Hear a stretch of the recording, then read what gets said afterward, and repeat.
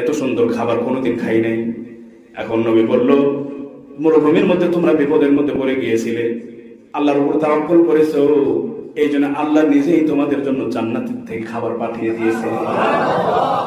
দুই সাহাবী আশআরী গোত্রের লোক, দুই সাহাবী নবীর দরবারে গেলেন। এমন সময় গেছেন, দেখেন যে নবীজি ঘরের মধ্যে বসে কোরআন তেলাওয়াত করতেছে।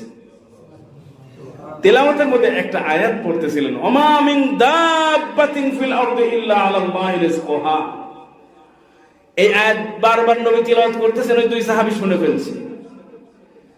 তারা তো আরবি কোরআনের অর্থ বোঝে, আরবির অর্থ বোঝে, আয়াত শোনার সাথে সাথে অর্থ অটোমেটিক বুঝে ফেলছে। ওমা মিন দাব্বাতিন ফিল আরদি ইল্লা আলাল্লাহি রিজকুহা। এই জমিনে এমন কোন প্রাণী নাই যার রিজিকের দায়িত্ব আল্লাহ তাআলা নেয় নাই। এই আয়াত তেলাওয়াত নবীর মুখে শোনার সাথে সাথে নবীর আর ডাক দেয় নাই, আস্তে করে পিছনের দিক দিয়ে চলে গেছে। দুইজন অনুতপ্ত হচ্ছে, কিরে আল্লাহ যদি রিজিক দান করে তাহলে নবীর কাছে আসার দরকার কি? আমরা সবাই মিলে আল্লাহর কাছে চাবো, চলো যাই। সবাই মিলে আল্লাহর কাছে আমরা চাবো রিজিকের ফয়সালা যেন আল্লাহ করে দেন। নবীর কাছে কিছু বলে নাই, না বলে চলে গেছে। যাওয়ার পরে দলের যারা ছিল, গ্রুপে যারা ছিল, সাহাবায়ে কেরাম প্রশ্ন করছে, কি ব্যাপার, কি ব্যবস্থা করলে? দুই সাহাবী বলতেছেন, ইনশাআল্লাহ অপেক্ষা করো, রিজিকের ব্যবস্থা হয়ে যাবে, দোয়া করতে থাকবো। এরা বলে নাই যে নবীকে আমরা কিছু বলি নাই, বললে আবার যদি আবার ধাতানি দেয়, বকাঝকা করে, তোদেরকে পাঠাইলাম তোরা না বলেই চলে আসলি, কি দরকার ছিল যাওয়ার? তো ওদের মাথার মধ্যে তো কাজ করছে, কিরে আল্লাহ তাআলা সবার রিজিকের দায়িত্ব নিছে, আমাদেরকে মেরে ফেলবে আল্লাহ তাআলা এই মরুভূমির মধ্যে? ঈমান দেখেন সাহাবায়ে কেরামের ঈমান কি, নবীকে না বলে চলে গেছে।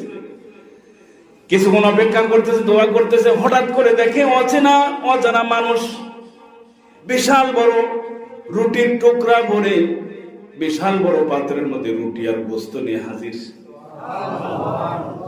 সবাই খাইছে, এত মজার খাবার, এত সুঘ্রাণ, জিন্দেগিতে কোনোদিন এত সুঘ্রাণ, এত মজার খাবার খায় নাই। এখন এই দুইজন, এই অন্য সাহাবীরা মনে করছে, কি রে রাসূল এত সুন্দর খাবার পাঠাইছে, সব খাবার তো খাইতে পারলাম না, অনেক খাবার অবশিষ্ট থেকে গেল। তখন ওই খাবার নিয়ে আবার দুইজনের রাসূলের দরবারে পাঠাইছে, যাও রাসূলকে বলো এত খাবার আমাদের লাগে নাই, এই যে ফেরত দিতে আসছি। দুইজন সাহাবী নিয়ে আসছে ফেরত দেওয়ার জন্য।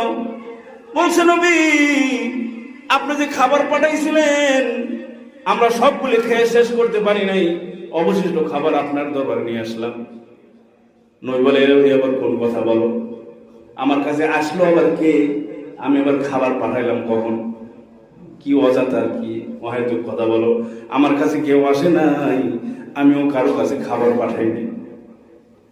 এবার সাহাবী বলতেছে, তাহলে হুজুর দুইজন প্রতিনিধি তো আমরা পাঠিয়েছিলাম খাবারের আয়োজনের জন্য, আমরা ভেবেছিলাম তারা তো আসছিল আপনার কাছে, আমরা ভেবেছিলাম আপনিই পাঠাইছেন, এত সুন্দর খাবার কোনোদিন খাই নাই।